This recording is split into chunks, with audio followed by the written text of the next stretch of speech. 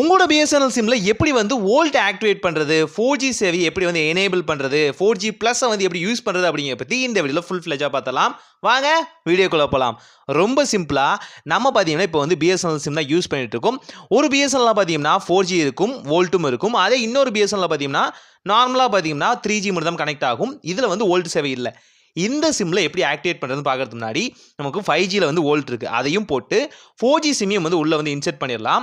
இப்போ பார்த்தீங்க அப்படின்னா நமக்கு வந்து 2 வகையான சிக்னல் காமிக்கும். ரெண்டுமே பிஎஸ்என்எல் இருந்தாலும் ஒன்றில் மட்டும் நான் ஆக்டிவேட் பண்ணியிருக்கேன், இன்னொன்றில் ஆக்டிவேட் பண்ணல. எனக்கே இந்த ஆப்ஷன் லேட்டராக தான் தெரிஞ்சு. Sorry for the late video. So first நம்ம என்ன பண்ணலாம்னு பார்த்தீங்கன்னா நமக்கு வந்து 2 ஆப்ஷன் இருக்குது இந்த வோல்ட் சேவை ஆக்டிவேட் பண்ணுறதுக்கு. ஆக்சுவலாக 3 இருக்குது. ஃபர்ஸ்ட் நீங்கள் வந்து அங்கே ஆஃபீஸ்லேயே வந்து எனேபிள் பண்ணிடலாம். அதாவது உங்களுக்கு சிம் ப்ரொவைட் பண்ணும் போதே இன்கேஸ் அவங்க பண்ணாமல் இருந்துட்டாங்க அப்படின்னா நீங்கள் பண்ண வேண்டியது எல்லாமே எஸ்எம்எஸ் ஆப்ஷனுக்குள்ளே போங்க. எஸ்எம்எஸ் ஆப்ஷனுக்குள்ளே போனோடனே ஜஸ்ட் இந்த நம்பரை டயல் பண்ணுங்க. அதாவது 5378